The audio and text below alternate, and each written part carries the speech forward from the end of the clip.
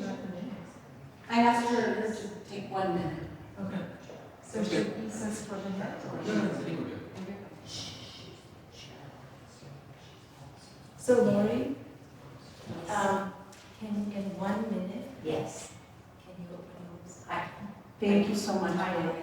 45 seconds. Well, you know how time moves for you. okay. Oh my. How should I set the video? No, you're Now it's good. going to set. You're good.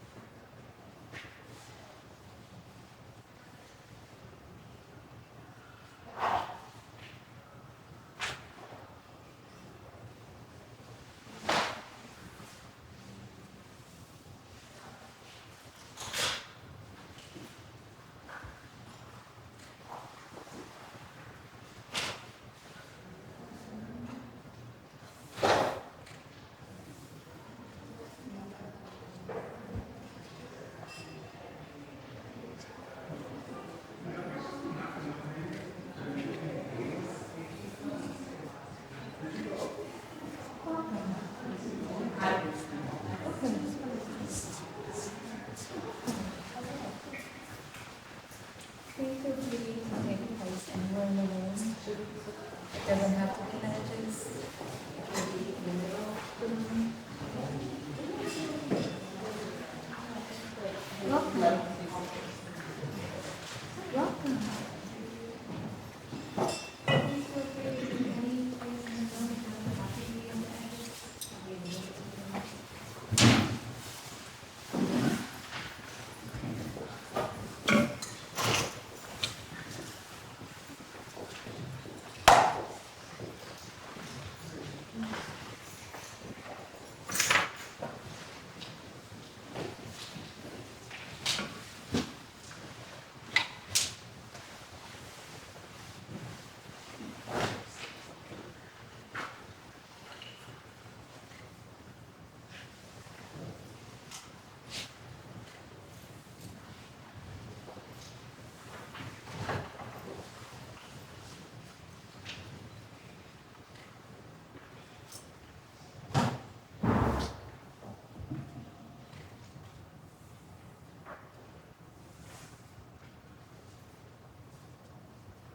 Thank you for joining us today.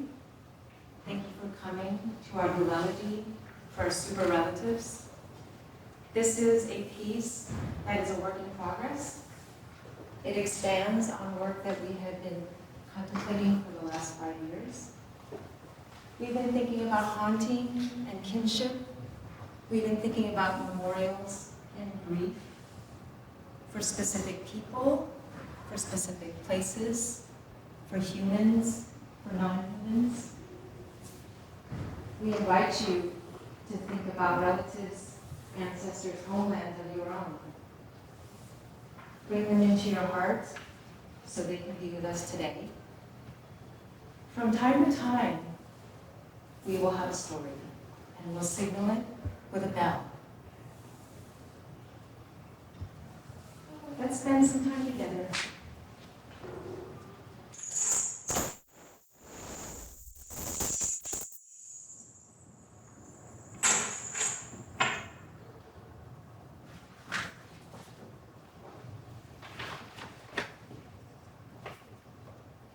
My 15-year-old son, Leroy, will walk across a hallway and into my room. He will be startled and look up at the ceiling. He will say, "Mom," like he wants me to pay attention. "What are those lights?" I will look up at the ceiling and I just see the light fixture, but I will know what he is talking about. I will say, "I can't see them, but those are spirit lights. It means our ancestors are watching over us." He will say, "So you've seen them?" I will say, "Yeah, I have. And Grandma told me a story where they talked to her and were with her for days." I invite you all now to please stand.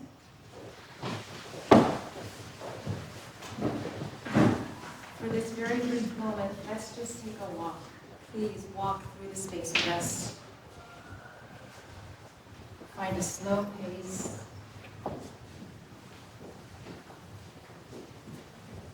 Become aware of your bones. Become aware of the ground we walk on. Think about your breath. Surprise yourself by changing direction. Be aware of each other.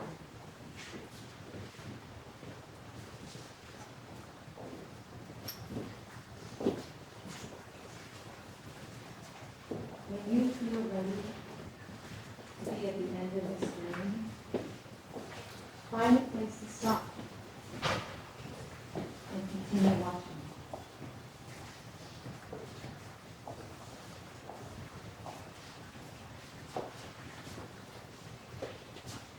The river was overgrown with reeds. The villagers rotted the reeds and used them as manure, or dried them for firewood. At low tide, they went out to the river to cut reeds.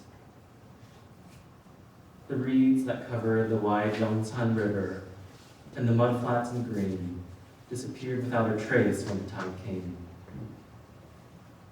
Only the river water rippled, and the reeds were nowhere to be seen. The reeds stood in the water, holding their breath and enduring long hours of motionlessness. Was it 3 hours or 4? I was out of breath, more out of breath than the reeds. Finally, the tide began to ebb. The reeds began to come into view.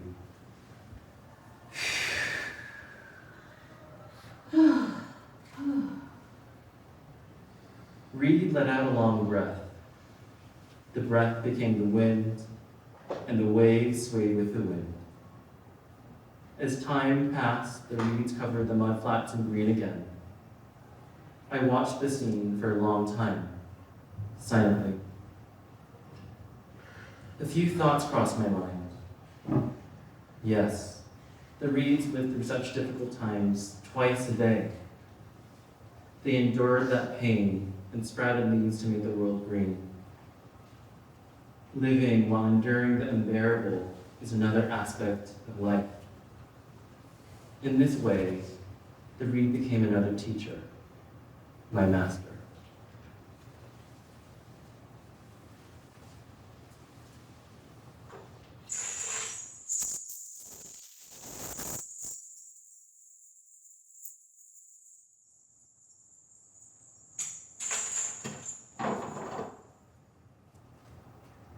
I'm dreaming of a big life. I thought my life would be, I thought I would be more interesting. You know, I didn't even like some of the hours, but when I saw Meryl Streep cross the New York City street and buy a bucket of flowers, I was like, oh yeah, that's who I wanted to be. That's who I thought I would be. I wanted to be a bougie white lesbian, not the native dyke I am, but a lesbian with a beautiful apartment, an armful of fat, fresh flowers, and Allison Janney waiting for me at home with her legs all the way down to the floor. I wanted to be educated and well off and loved and living in the greatest city in the world. I thought my life would be more interesting, more everything.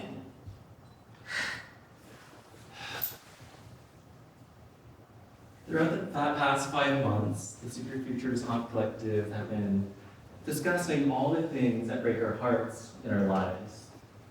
And so at this point, we want to share some of them with you, and we're going to ask those who are willing to read some quotes. You have the opportunity to pass, but if you are willing, please read off the quote in the paper that we will hand up.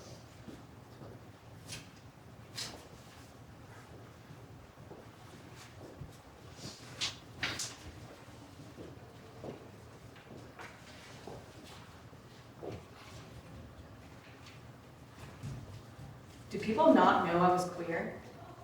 I was a lesbian avenger. I ate fire.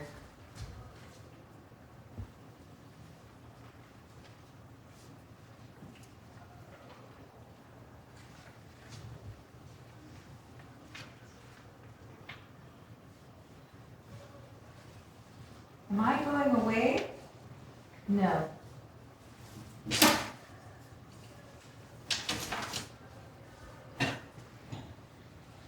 I used to be cool. I used to take Molly and rave. Now I work, coach my chicken, and go to the gym. I'm gay. I used to be culture.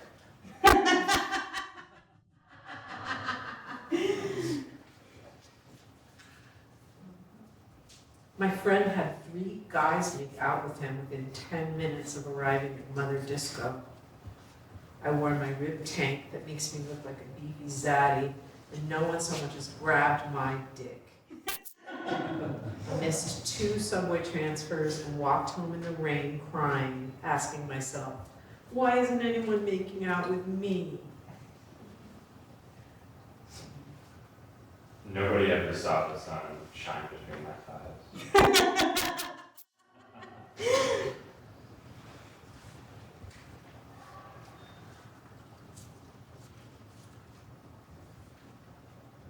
I just need so many things I'm not getting.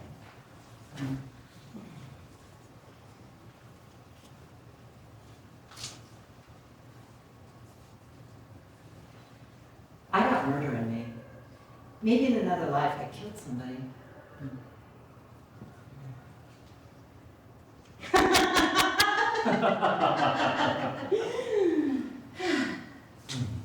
They stopped talking to me for 2 years out of the blue. I don't know what I said or did. They were my best friend, a true Pisces, who told me to fuck off in one of the cruelest ways. I still think about what we had together, a refuge from the world. Nothing is the same anymore.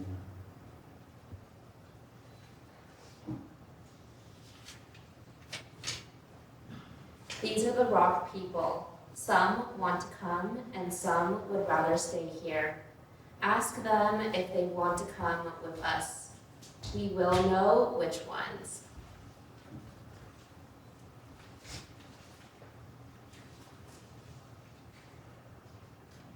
It's okay.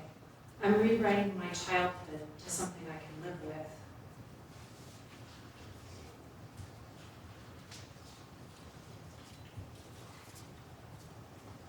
I have a secret list of the ways I ruined my life. It gets longer every day.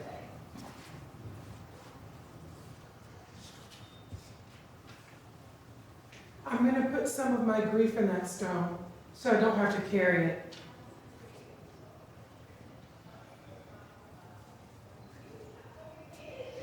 A brother never ends. I follow him. He does not end.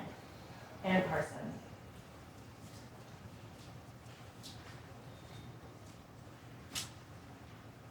A soul as big as the universe wants to leave my body. And I assume.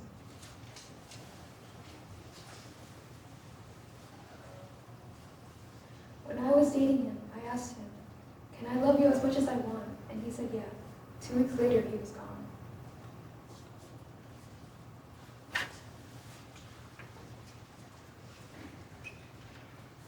In high school, I was making out with my boyfriend, and this teacher walked by and said about me, all meat and no potatoes.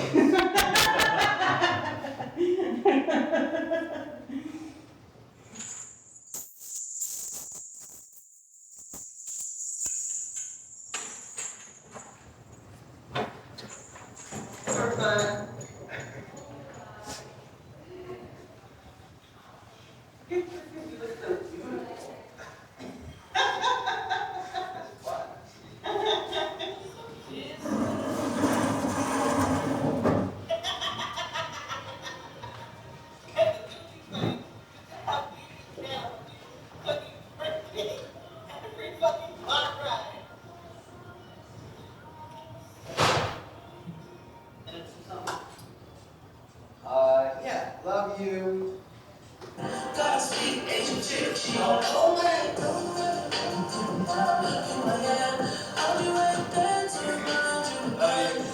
Hey Mom, just on my way to the store, I wanted to show you how nice of a day it was. Super nice. But I said, I got this hoodie too. My friend mailed it to me. Love you. Bye. Love you. What's up, Mom? Yeah, love you. Love you. Love you.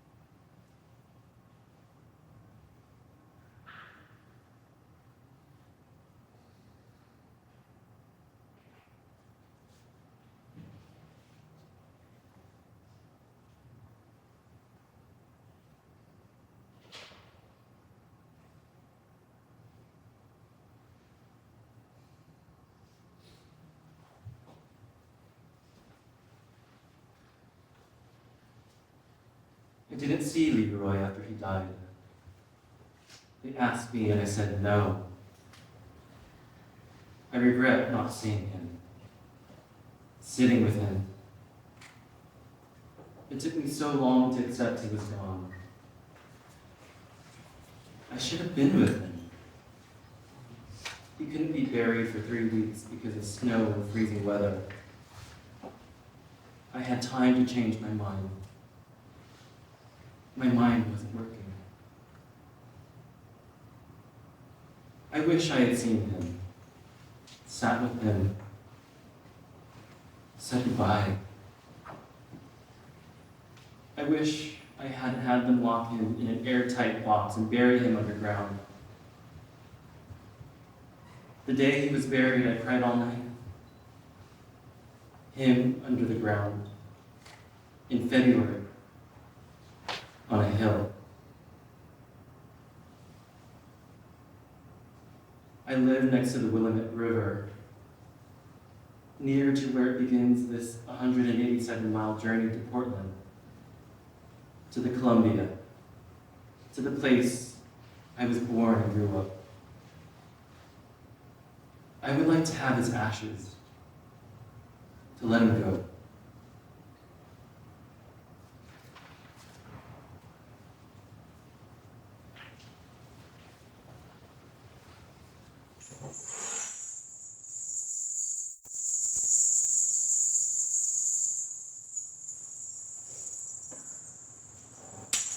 Well, I get lonely sometimes. I visit Kiki Sobu, daughter to daughter, ghost to ghost. I came to see you, Snowies. I was lonely. I brought you presents. I brought you a picture. You want to take a picture? I can't see. Well, if you can't see, I won't leave the picture. I have more gifts. Snowies, I have a question. I know why I was left behind. Why did you stay behind by yourself? I was never the only one. They love to count Indians on one finger. Oh, you mean this finger?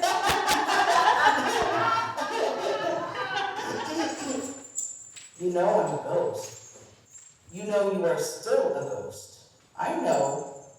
Monster. I know. Bad smell. I know. You break things. I know. Your grandchildren are always still thinking about you. I know, Snowies. We love you. I don't have children, stupid ghost. I know.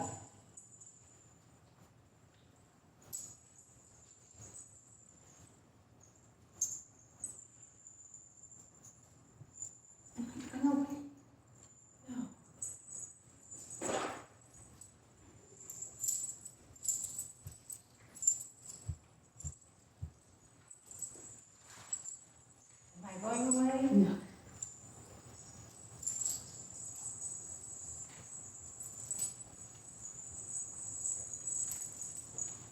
Are we going away? No.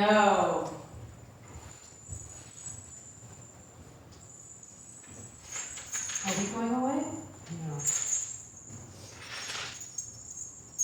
Are you going away? Am I going away? Are we going away? Are you going away? Are you going? No. Are we going away? No. Are we going away? No. Are you going away? No.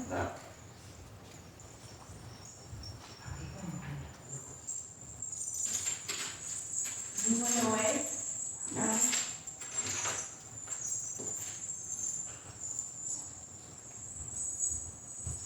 you going away? No. Are we going away? No.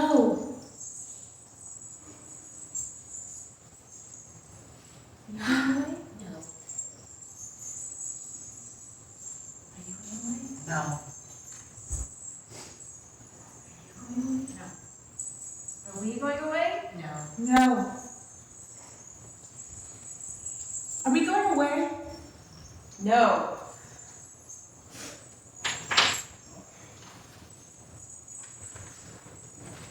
Are we going away? No. No. Are we going away? No. No.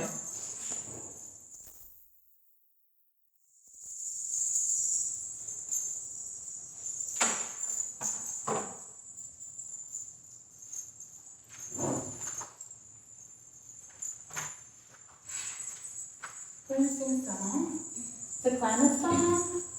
It's a horse song. It's for strength and courage. Strength and courage. And so, what I'm going to invite you to do is to join us in a round dance. If you've never been to a powwow, it's very common to have the entire community join in a round dance, and it's just a simple side step. And thank you so much.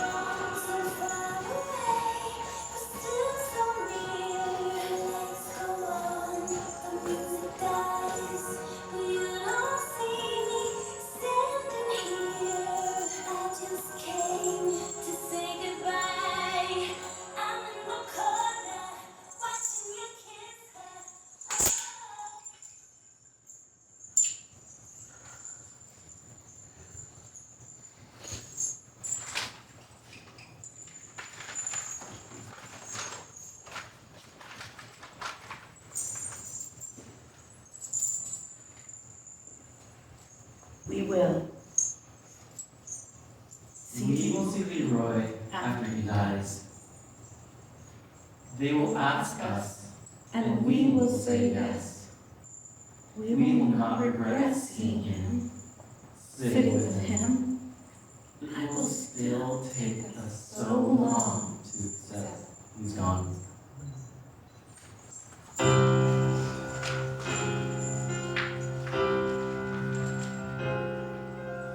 미안해 미안해 하지마 내가 초라해지잖아 빨간 예쁜 입술로 어서 나를 죽이고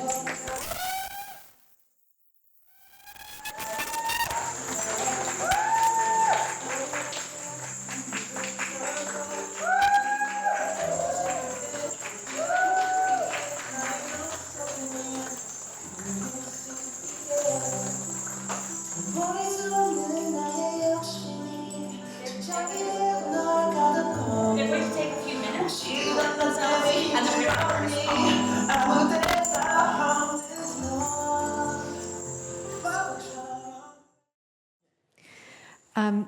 Good afternoon, good evening, everyone. Thank you so much for being here. My name is Roshanak Kheshti. I'm an associate professor in theater, dance, and performance studies. I'm very excited to have Super Futures Haunt Qollective here.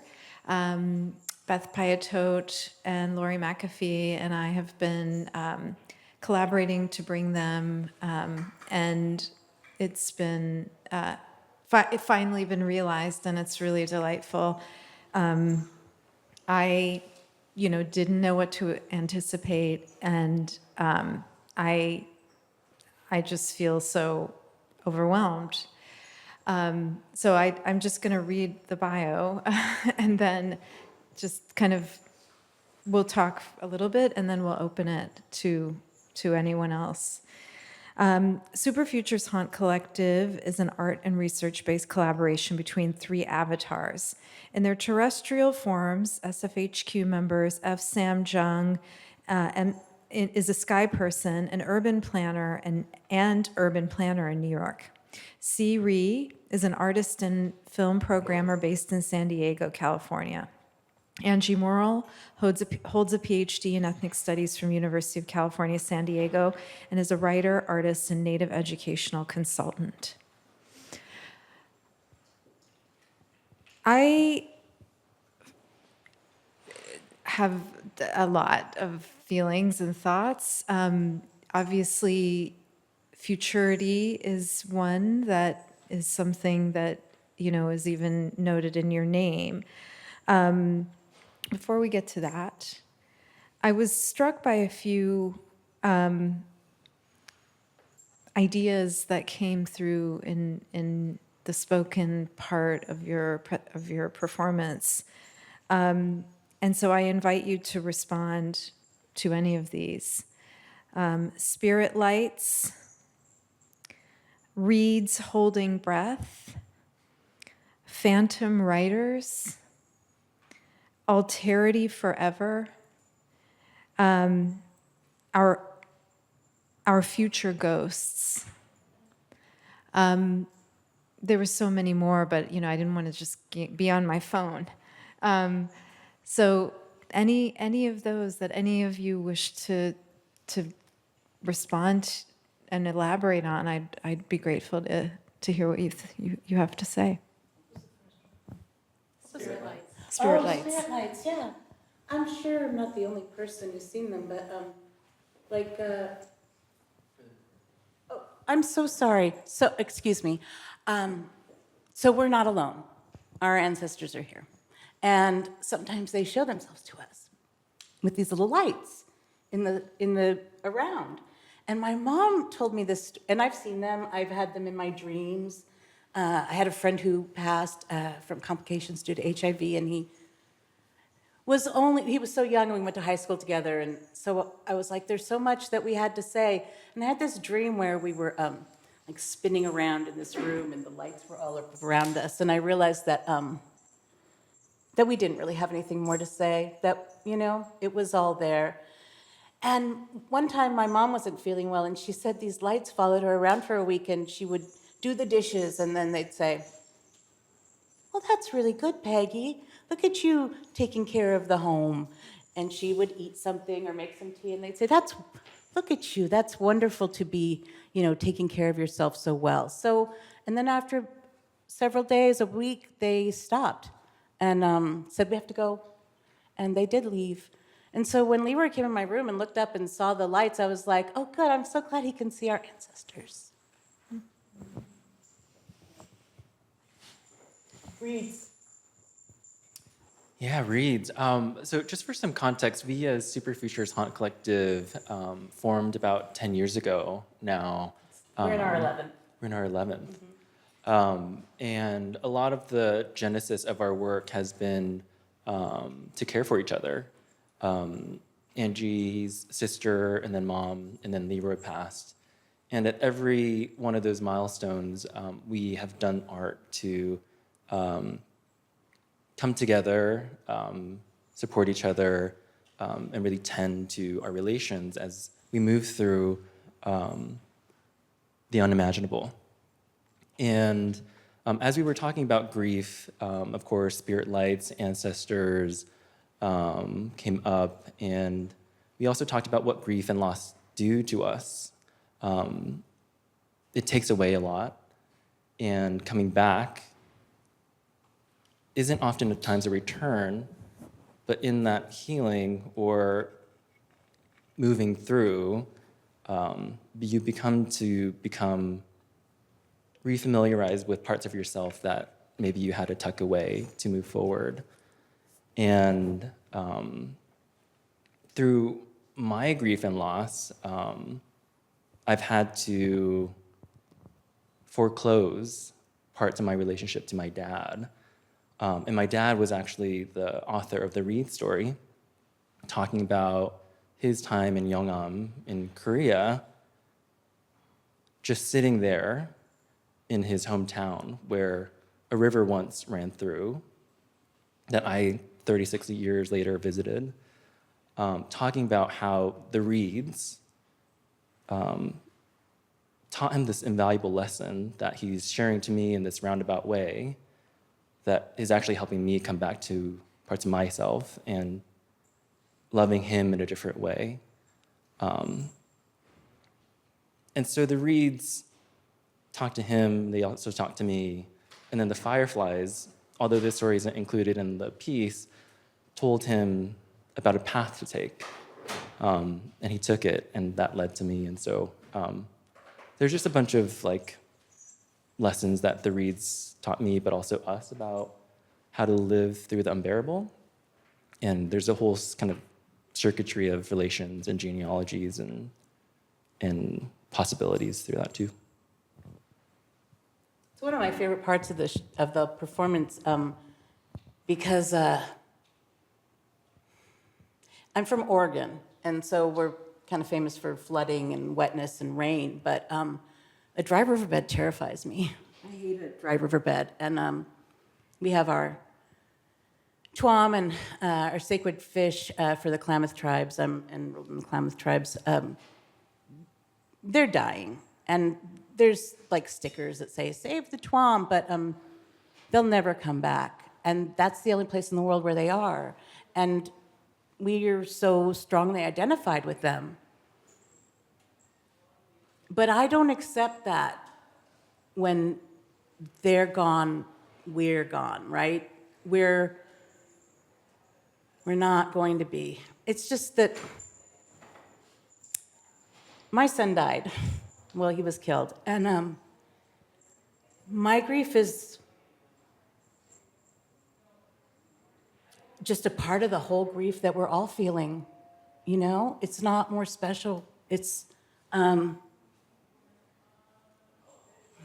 we all went through COVID. We're all in these terrible times now.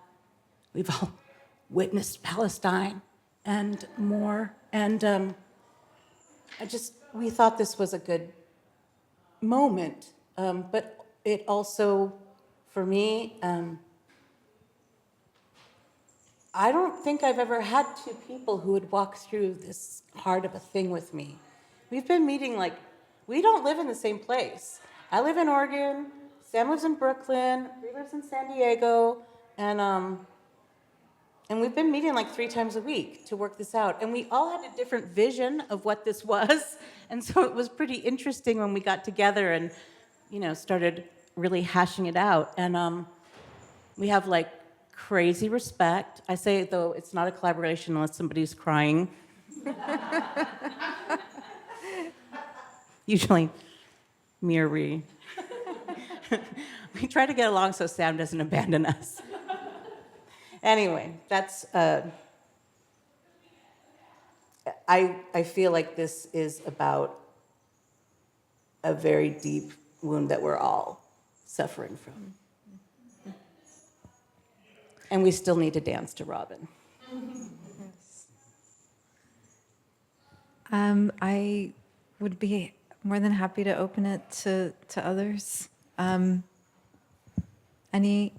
Any questions or comments or feelings?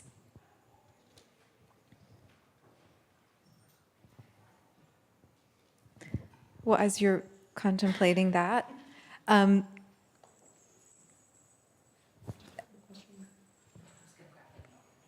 this opportunity to grieve publicly, I want to thank you for that.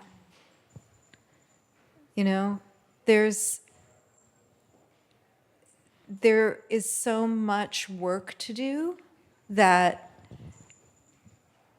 we're not able to have the opportunity to grieve. Yeah. This happened because the conception was actually came from Ree. Which part? When your teacher died, your art teacher. Is this on? So we were, because we live in so many different places, it takes a lot of energy to decide to commit to do a piece.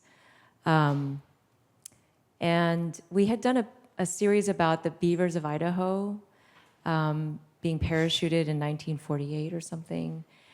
And we weren't really sure what we would bring to UC Berkeley because the beavers seemed like a thing that was contained. And then my professor, Young Soon Min at UC Irvine, passed away. And she was a mentor to me. And I went to her memorial at ICALA. And it was all artists doing an artist-style memorial. And it was unlike any memorial I'd ever seen. It was a little bit of the familiar kind of memorial, but then also so many of her students were there, but another student who's an artist, Viet Le, went up there and did a PowerPoint presentation and did a mix of, she taught me to sing this song, and then he would sing a little bit of the song. And she taught me to dance to this song, and then he would do a dance. And then he would reminisce about walking the streets of Berlin to do a show with her, and then kind of pantomime it. And I had never seen anything like this before.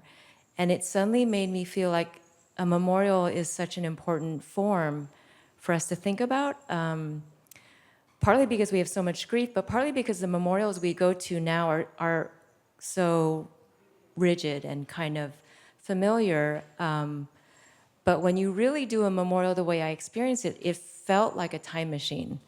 It felt like a place we were all together and thinking about the past, the present, and the future all at once. And so when we were thinking about this piece, we were like, we should think about memorials in a new way. We've grieved so many things, including the Leroy and the beavers, and Sam remembered time of going to Jeju and kind of trying to protect Kurombi, which is a sacred site there. And, I'm sort of ashamed of being I love Greek myth and all that stuff. So I was like, I love eulogy and I love elegy and an Odyssey and Odysseus and stuff like that. So we tried to make our own thing. So not a eulogy, not an elegy, but a lulelegy. And for our relatives, but we wanted it to be superlative. So super relatives, superlatives. We also felt like, I can't remember where I'm going with this, but that was kind of the genesis of the piece. And the brief of going to a really fun discotheque and nobody making out with you, but making out with your friend who's not even as cute as you. Right, so even very everyday griefs, like being past a certain point in your life and realizing, oh, all these fantasies I had, I have to grieve them, you know? I'm gonna be 60 this year.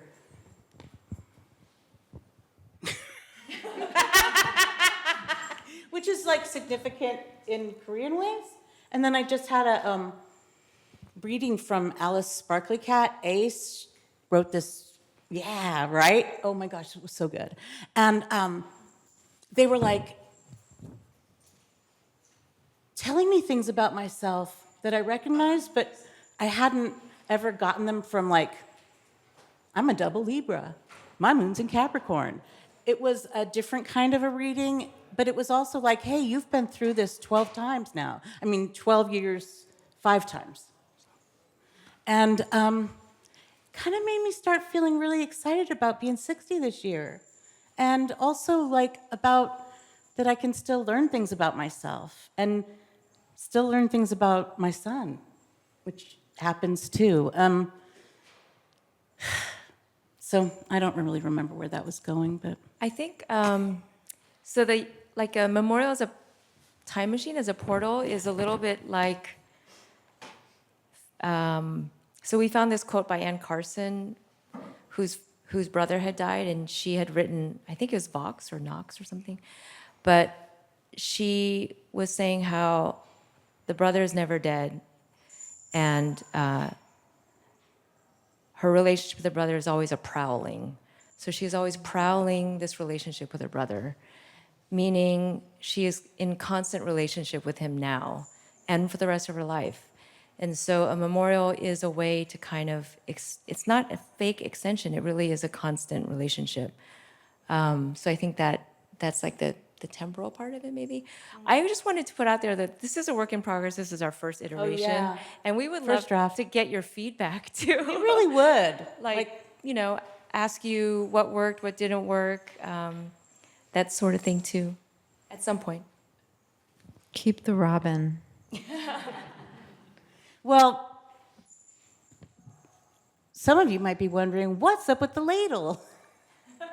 And what's up with the ladle is, we had a residency at Franconia Sculpture Park in Minnesota, arranged for a long time, and it was, and then Leroy was killed, and then it was like a month after the funeral, and I was like, I'm not getting off the couch, but it was something that we all were so excited about, too, and I gave myself permission not to go, but I did go.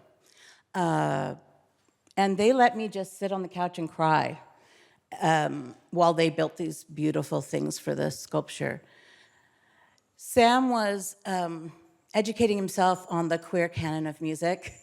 So we were listening to like Alphaville and Erasure and Robin, and then reintroduced me to Tae Yang.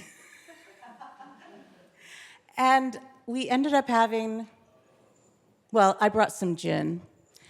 I don't drink anymore, but at that point I still was. And we ended up having a dance party in this farmhouse where we were having the residency. And at one point I went in the kitchen and grabbed a ladle and it just was like, oh, I still get to enjoy my friends, even though Leroy's not here.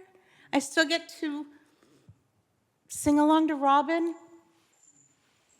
And it was just a glimmer that I was going to have to, if I was going to stay here, there would be joy. And I am here, and I'm not going away. So this is also based in just the things that we love, right? At the end, like, I get chills when Tae Yang comes on. I love that song. And every time I hear Robin sing, I'm not sick of it. It's like 11 years old or something. It's old. Maybe more.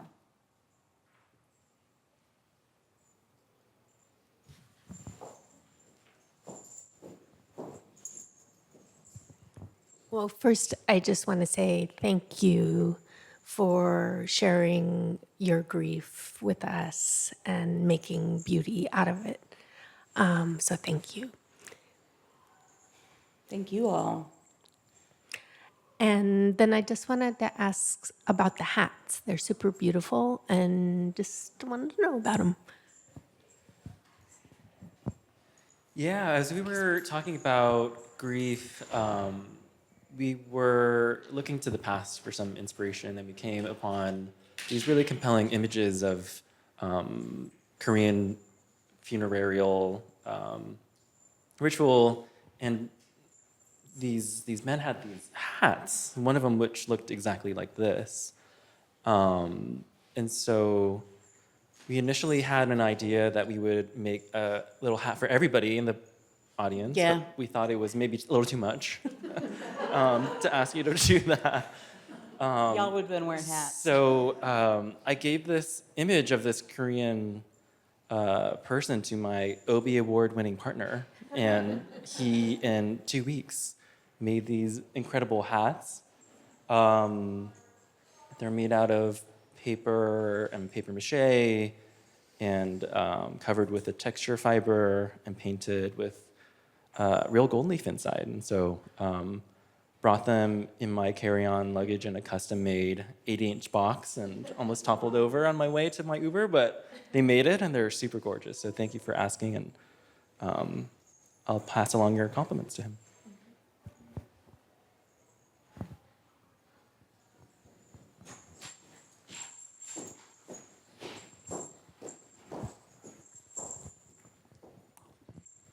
I also want to thank you. I think we've been through a lot, and we're going through a lot, and grief is a constant for so many people, personal and communal. And so thank you for bringing those elements together. I really appreciated beginning with the reads and the movement, because we're moving through what we're moving through, so we can stay here. And I also appreciated the movement at the end, where we are doing a round dance. And You guys look so cool. yeah, and I wanted to just grieve how one of the things that really deeply affected me about this piece is your grappling with the 16-year-old and who you are and what your values are, and yet also this, what pain does, what pain really does.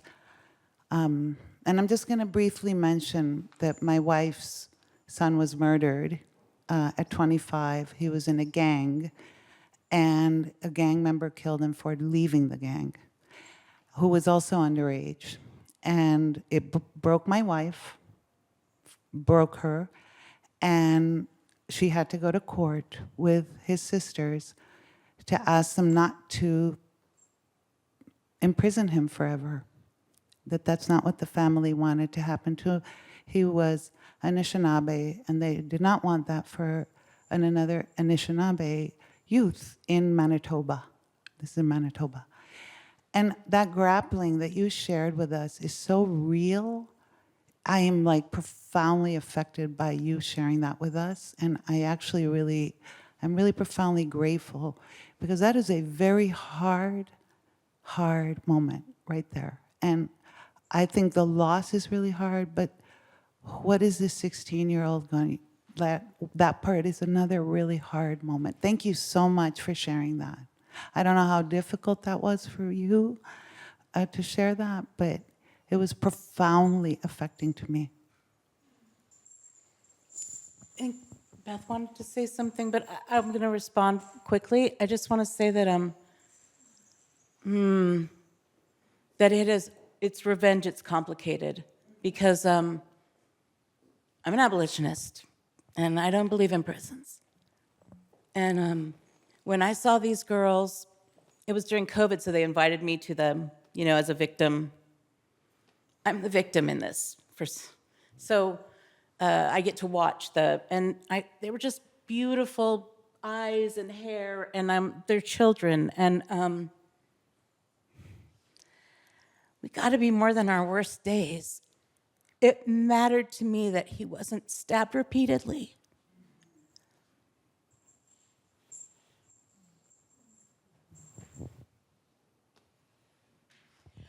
There's only one juvenile women's detention center in Oregon, and it's about 45 minutes from me. And there's a video online, and I watched it, and they're all brown girls, mostly. And I've thought about going and doing some Native feminism, readings and workshops and journaling and writing or whatever, I have this certain set of skills and I haven't been able to do it yet.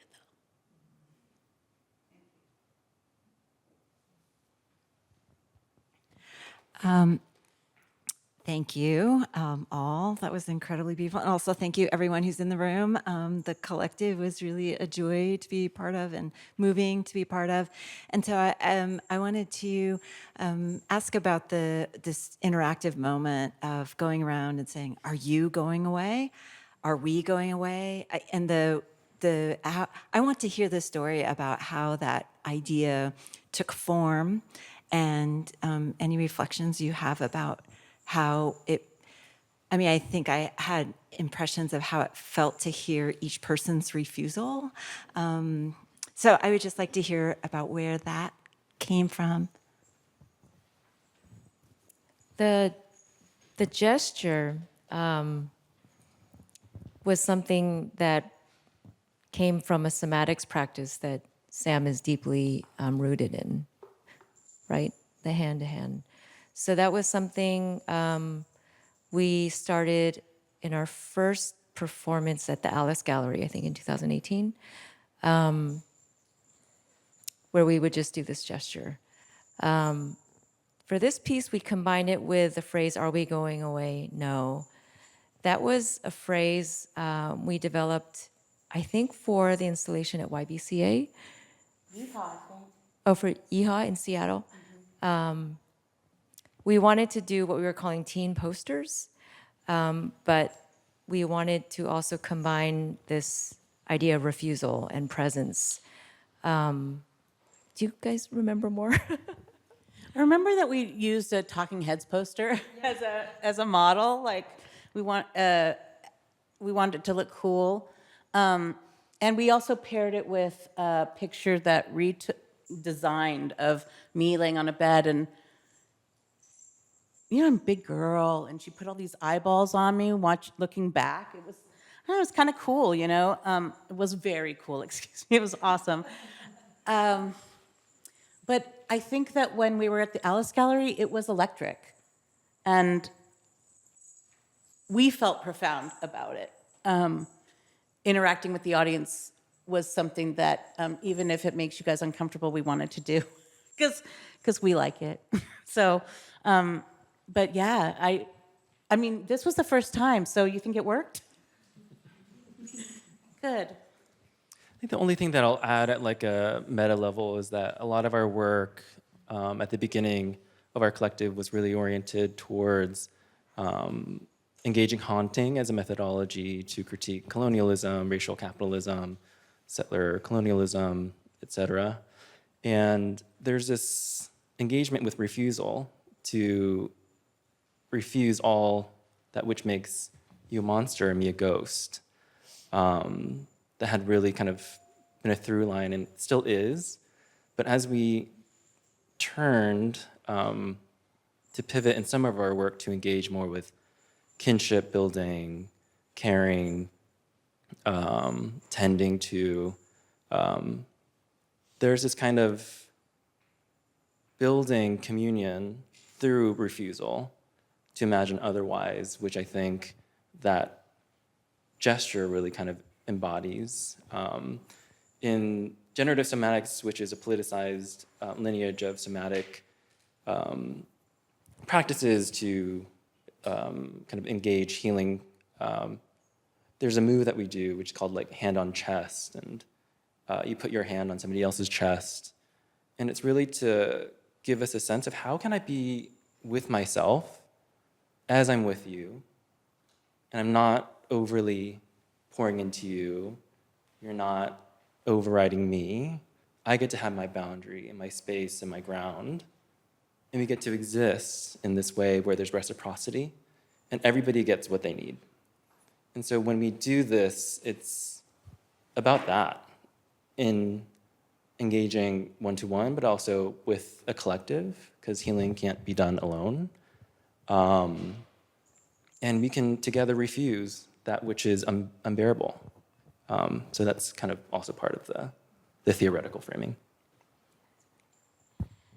I was just realizing the trajectory of that phrase also it keeps changing every piece. So in the beginning, there was a lot about native erasure. And then when we used it again, it was during COVID. So it was this idea of a pandemic. Are we going away? No. And then there was a wave of anti-Asian violence that was really making everyone sort of hide in apartments. So that became related to that.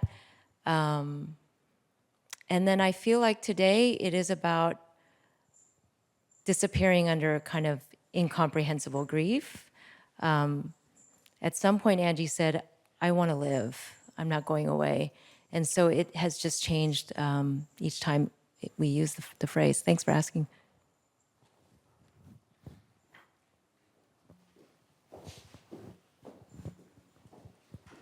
Hello. First off, thank you for this. This was definitely a nice break from all of my classes and schoolwork, and I love seeing performances. So thank you. I also really enjoyed how interactive it was, definitely getting up and moving around, and even, saying the quotes. And I'm curious about that. Are these like quotes you wrote? These are the rock people. Some want to come and some would rather stay here.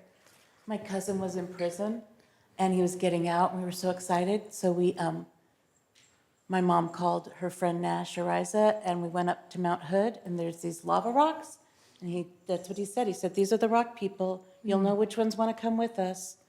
And then put them in the back of the truck, because it's for our sweat, because we built a big sweat and had a huge giveaway and ate so much venison. But so some of them most of them are from conversations with each other. Like that was mine about the thighs. No gap. So they're each personal to you? Not each of them, but okay. We whittled them down. Most of them are. Yeah, pretty much. And when they're not, we quoted or we cited whoever they're from. Yeah. Nice.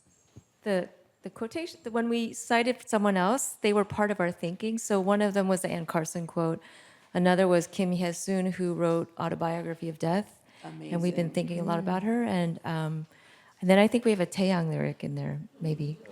Oh, we took it out. But he's always with us.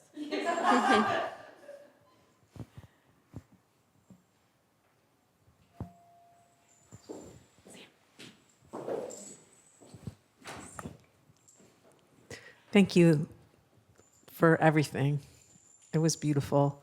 I do have a question, but I also just want to say I really, really appreciated the combination of modes, like the spoken text, the scrolling text, the editing text, our getting to read and speak, and then also movement and sound and touch. It was really, really lovely. And the pacing was really beautiful. Like nothing ever felt that it was too long, too short, too fast, too slow. So, but you asked just now, Angie, you said, did it work?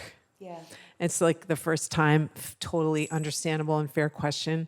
And my question is, how do you know when it works? As composer artists, like how do you know? I think we felt pretty good about some of our run-throughs. Not the first one, and I told them, because I'm the only theater kid here. I was like, a bad dress means a good show, or whatever that is, Honestly, I thought when you all were dancing, I felt so much joy in here. To pull you guys through that really hard letter into that dance, that was a threading a needle that I didn't know if we would be able to do. Because we did not want you to feel abused or beat up, or I haven't even watched that video. But they read the letter and they felt that it really needed to be. And so, and I know it's beautiful because they're amazing, and I've seen parts of it. So I think that the fact that it wasn't flat, that the joy that, I felt when Robin came on, and we didn't want to make you guys just feel sad, and I also was feeling like hopefully your grief that you brought in here, like it wouldn't be my grief. You're feeling your grief, I hope, and also having some catharsis with it. So I guess I do think it worked, which is why I can ask the question. Oh, wait, one more thing. I think another thing that worked really well for me was that the grievings were allowed to range from things that have to do with vanity, or being cute, to I'm a Libra man. It matters to me. Me too. So I really. So then it feels really important, to let that all be there.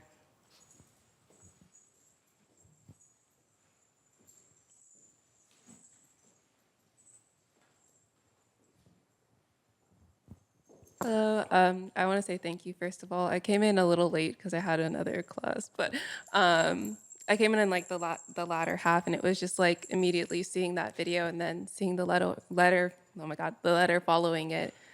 I was even telling her, I felt like I was holding back tears because of how just impactful even that one moment was.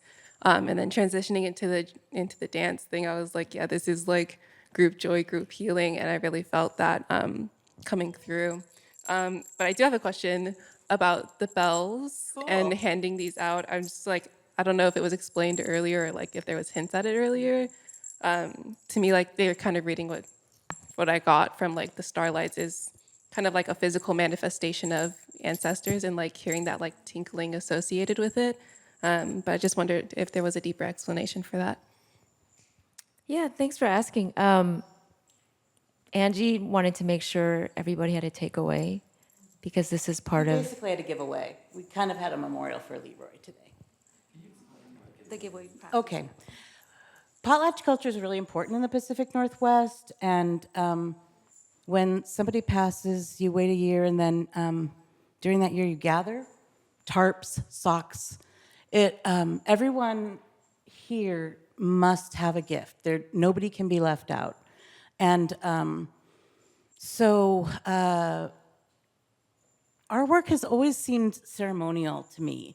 So we had a takeaway postcard at the Alice Gallery, and we had a zine at Franconia.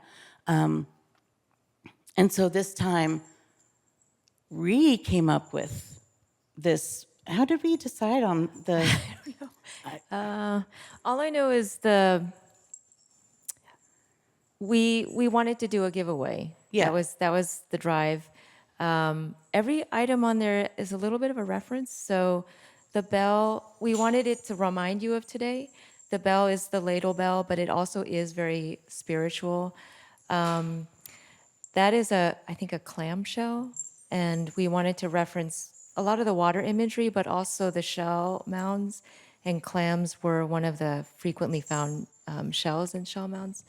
And that claw references the beavers, who we always think of as kin in our work.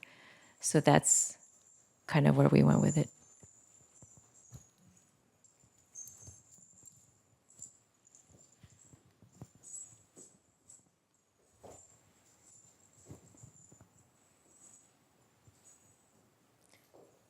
Well, one thing I could talk about is how I knew you when.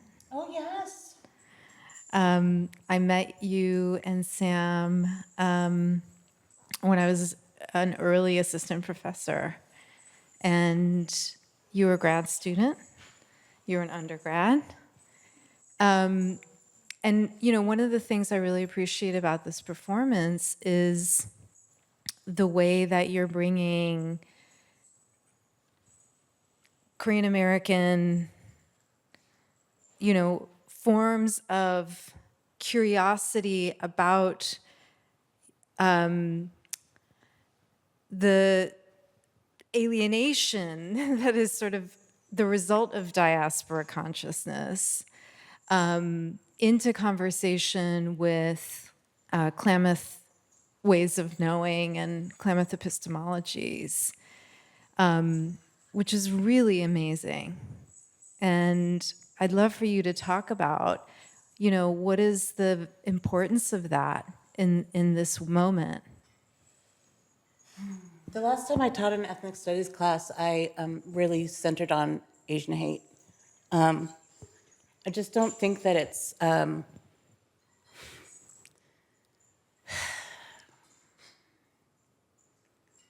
even know. UCSD, there's 40% of the students are Asian Am. In my cohort, I was the only person who wasn't Asian or, an international student. And now I'm in this collective, and Sam's the one who conceived this and drew Ree in, and then they were like, let's get Angie. and we have been really like native-centric. And then there was a turn, and where we became more enmeshed, but also like, Koreans have shell mounds. They have lava beds that matter to them. There's so many echoes of waters and lands and colonization that we have found it that's not something that's hard for us to put together.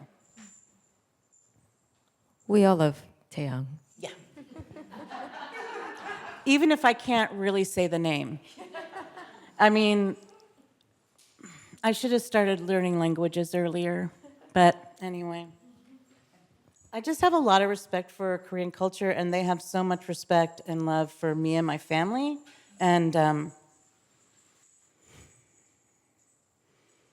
I don't know, it's two great tastes that taste great together. We chose each other.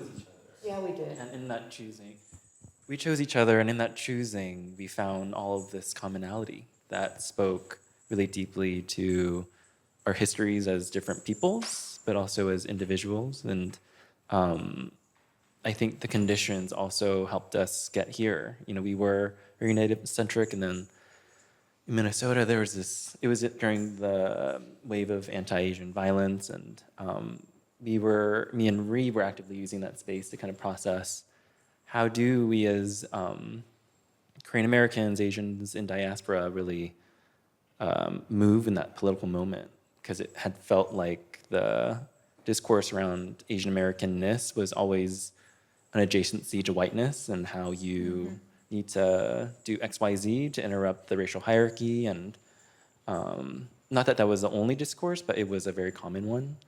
And so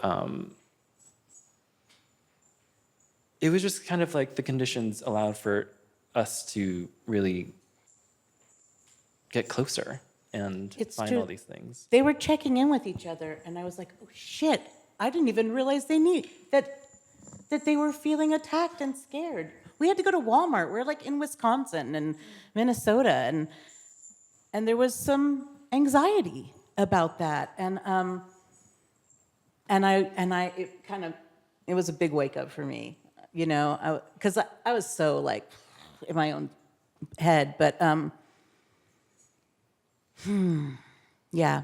But the fact that we just continue to like walk through life together in conversation has been, I was saying this at breakfast this morning, I think I'm my best person when I'm with them, and it's not even that great. But the fact that like we are still together, like you know, we committing to this piece, this is so ambitious for us, and the mix of the different videos and stuff. I know they both wanted to quit at times, and you know, me too. We have 3 different schedules. We have 2 time zones. We have like, you know, jobs and kids and other things. So there's just a lot of trust we've built, I think, too. I think we always are aware that it's a question like, Angie's Klamath, you guys are Korean American. Why? You know, like, what's up with that? And I think you're the first person that actually asked, which is great. But I feel like we always think about our work as being in a relationship to each other. And so we dodge thinking too much about representing or representation politics or anything like that, and more focus on this relationship and what that generates and things that happen naturally through that priority order. And so we wouldn't necessarily have said, let's go look at heritage stuff and come up with hats. But it sort of emerged through conversations, and we were talking a lot about mounds and realizing, you know, that was a common theme. And so it sort of has emerged that way.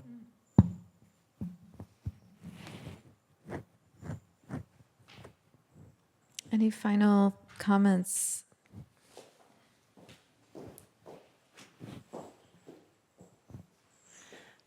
Thank you so much. This was really very moving.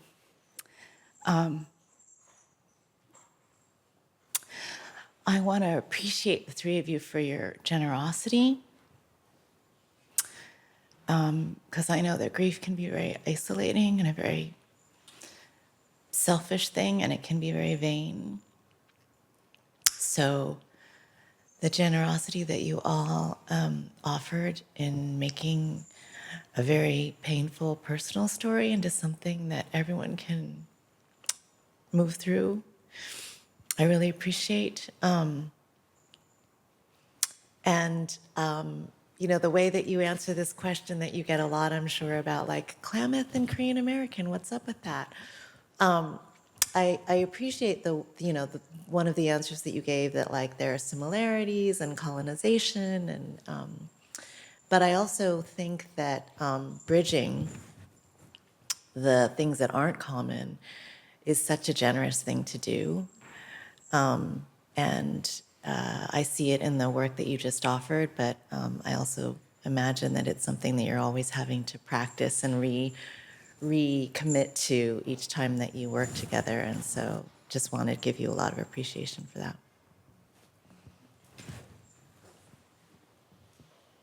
Oh, well, you guys made it a really amazing experience for us, and we're really grateful. Thank you so much. Yeah. We were imagining the audience. We had chairs to kind of imagine what you would be doing. So to have real bodies in the room, actually bringing this to life is really amazing. Thank you. Okay, thank you.